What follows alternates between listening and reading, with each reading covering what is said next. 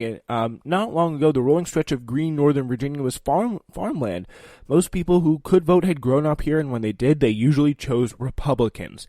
The field of Loudoun counties is now disappearing, and their place is a row upon row of cookie-cutter townhouses, clipped lawns, and cul-de-sacs. Suburban landscape as far as the eye can see. Unlike 3 decades ago, the residents are often from other places like India and Korea, and when they vote, it's often for Democrats. Guns, that is the most pressing issue for me, says Vijay Katkuri, 38, who's a software engineer from southern India, explaining why he voted for a Democratic challenger in Tuesday's elections. He was shopping for chicken at the Indian spice food market. There are a lot of other issues, but you can fix them, but you can only fix them if you're alive. So, that's a good point there. Katkuri's vote is the first vote of his life, helped flip a longtime Republican state Senate district and deliver the Virginia State House to the Democratic Party for the first time in a generation. It was a stunning political realignment for the southern state and prompted days of prognosticating about President Trump's own standing with suburban voters nationally in 2020. But while political leaders come and go, the deeper, more lasting force at work is demographics. Once the heart of the Confederacy, Virginia is now the land of Indian grocery stores, Korean churches, and Diwali festivals. The state population has boomed, up by 38%. Since 1990, with the biggest growth in densely settled suburban areas like South Riding. Only 1 in 10 people eligible to vote in the state were born outside the United States, up from 1 in 28 in 1990. It also is significantly less white, and all those things you should reading are pretty much it should be ringing in your head, Democrat, Democrat, Democrat. Like this, all this stuff really helps the Democratic Party, but I mean. Again, I do have a little bit of problem with like this kind of way of going about it that I'll get into in a moment. But in 1990, census tracts that make up Katkuri's Senate district were home to about 35,000 people, 91% of them white. The population is now 225,000, and it's just 64% white.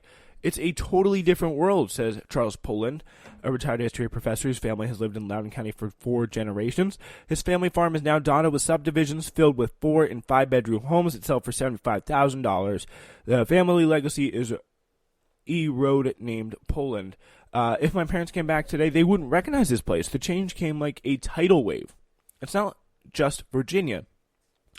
From Atlanta to Houston, this pattern is repeating itself. A new kind of suburbanization that is sweeping through politics. The densely populated inner ring suburbs are turning blue, while the mostly white exurban outer ring is redder than ever. Elections are won and lost along that suburban line, and in some places like Atlanta, Denver, and Riverside County, California, Democrats have begun to breach Republicans' firewalls. And yeah, so like that stuff is all incredibly interesting, incredibly important, and a perfectly valid base for Democrats to draw support. But again, I really want to say that it does not mean under any circumstances that the Democrats should abandon the working class. Like, that is no excuse for the Democrats to abandon the working class. Even if they're a little bit on the exurbs, I think if you lock in, if you show yourself as a true working class party, you... like that support you can lock up for generations. It's loyal. It will not go anywhere. And I mean, maybe you want to look past the subdivisions that sell for with houses that sell for like thousands and hundreds of thousands of dollars, and more towards the people who are in those places. Like, again, that are not always white. No one said they're always white, except for the people who want to attack this idea. But I think it's so important to not forget about these people, because if you get their support, you will, like, that's loyal support. That's support that's not going to go anywhere. And, I mean, and when I say go anywhere, the fact is there's a lot of people in these previously red districts that for years and years and years and years have voted for continuously left-wing people. Right-wing people. And that's always been the case, like, no matter what. Like, they voted for right-wing people. They voted for Reagan. They voted for Bush 1. They voted for Bush 2. Like, that's going to probably happen again after Trump's gone, because there will be probably a much more palatable Republican stepping into this place for these types of people. Like, that support is unreliable. But if you have support that it's a true representative of fighting for a group, fighting for the working class, I think that's going to be hard to shake.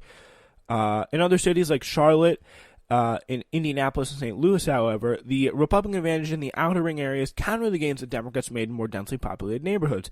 Democrats took control of the House and elevated Nancy Pelosi as Speaker in 2018 because of victories in these fast-changing parts of America. Both parties are preparing to battle for these voters in 2020. What was interesting about 2018 was not just that the Democrats succeeded in places where they didn't in 2006, but also that they... And why was that? That's the thing. Why was that? Is it because of Donald Trump? Is it because of appealing to Republicans that may have just been turned off for this election cycle but could switch back in election cycles to come? Because, I think really it's about building lasting change and lasting coalitions that are going to stick by you and you're going to stick by them. Like, is that what it's about? Or is it about appealing to a broad working class coalition that's going to stick with you?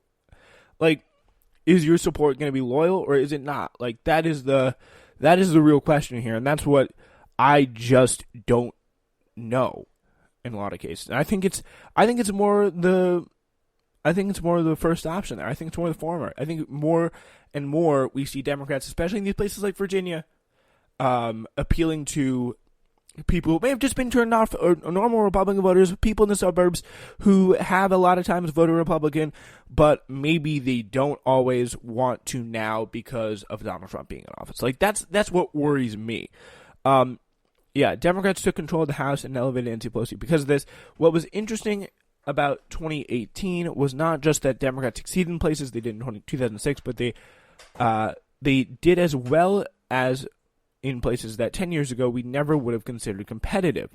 And is that because of changing demographics, or is that because of loyalties that have changed because of the current president? Like, that's the question that I'm asking, and something that I just don't know the answer to here. In Virginia, the political pendulum has swung several times. The political pendulum has swung several times in the state house over the past decade. Large swaths of Virginia are still very conservative, and Trump is popular in those places. In 2016, he won 93 of Virginia's 133 counties, but it wasn't enough to take the state.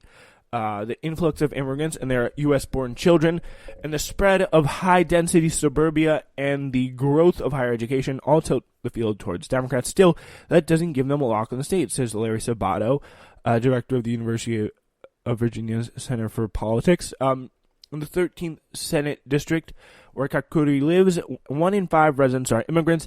The district hasn't been Republican for longer than Kakuri has been in the United States. He came in 2006 at the age of 25 as a tech worker and lived for a while in New Jersey, but it was congested and expensive and the crime was high. After visiting a friend in Virginia, he moved down there. You drive from the Northeast and you fall in love, he said of Virginia. He said the state felt more like what he imagined America would be like. I like the wide roads and green trees. In India, we didn't have this. He smiled, adding, it's like therapy. So, yeah, it's all very, very interesting to see how things have changed over the past, through these past few years. Now, the president, who they voted for president, they voted for Hillary. Their first U.S. Senator is a Democrat. Second U.S. Senator, Democrat. Governor, Democrat. Lieutenant Governor, Democrat. Attorney General, Democrat. State Senator, Democrat. And State House Representatives. Senate, State House, all Democrat. Completely Democrat. Whereas opposed to in 2000, it was completely Republican. Which is kind of insane how that change so quickly, how they've just the Republicans have completely lost control over a state. So, yeah, speaking of that very same kind of divide between who you're appealing to, the working class or other people, I think that's very interesting, and that's really a lot to do with our next story, because Michael Bloomberg is dipping his toe into the 2020 race, and of course, Bernie Sanders has a response. Bernie Sanders on Saturday released his most forceful rebuke of Michael Bloomberg's potential presidential bid, warning the former mayor that he will not be able to buy this election and chastising his plan to skip campaigning in the early states.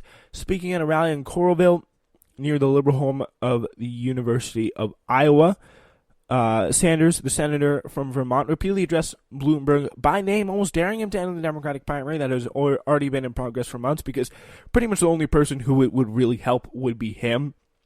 If you think about it, in terms of who he, like, the base that he's trying to appeal to, who he's trying to bring to his side here, and who Bernie Sanders has. Because, I mean, you got Elizabeth Warren. Like, she has a completely different base. Like, Elizabeth Warren is the compromise candidate. She is the candidate for people who don't want to go in and support Elizabeth, go full left wing and support Bernie Sanders. Because if you're truly left wing, why in the world are you supporting Elizabeth Warren when there's Bernie Sanders in the race? Like, because you go for the best left option. Like, that's just reality. If you care truly about left wing policies, I mean, I don't see any real reason why you support Bernie, you support Warren over Sanders, because if you think, oh, Sanders is not electable, well, first of all, there's tons and tons and tons of polls that disprove that very notion, including one that was released last Friday.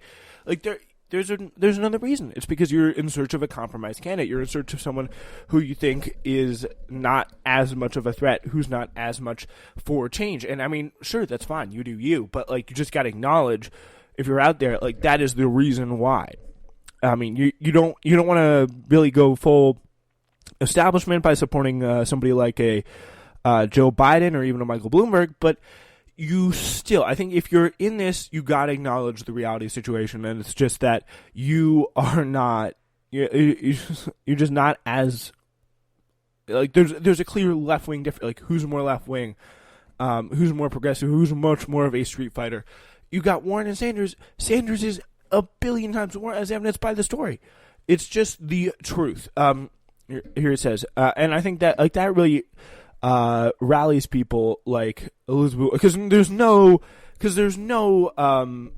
Warren, there's no Sanders supporters going to come in and say, okay, I'm going to support Michael Bloomberg now. There's a bunch of Buttigieg supporters who could say that. There's a bunch of people maybe who support Joe Biden who could go in and say that.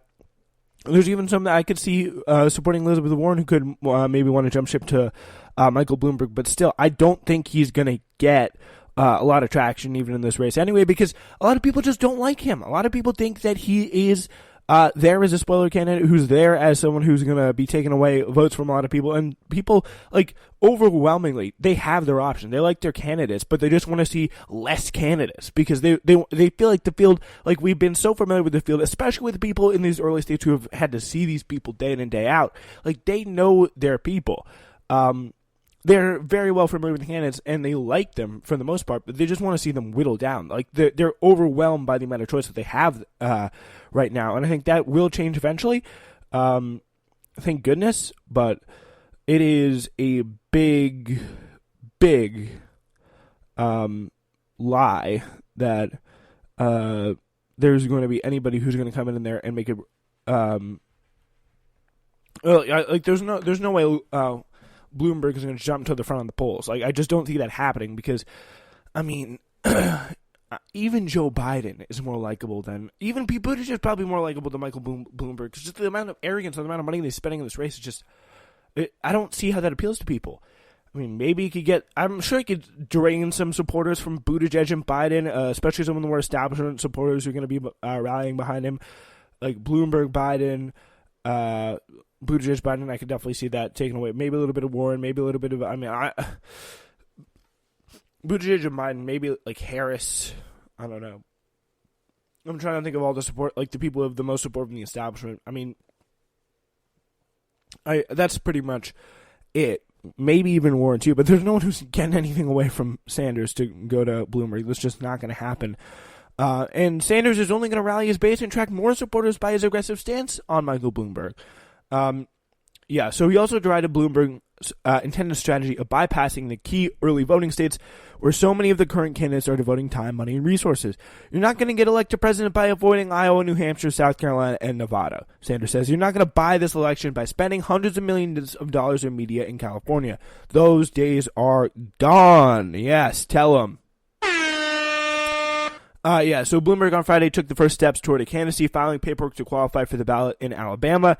His looming entry in the race has underscored its fluidity while presenting the threat to a centrist competitor, former Vice President Joe Biden. And by the way, Pete Buttigieg, let me just say that.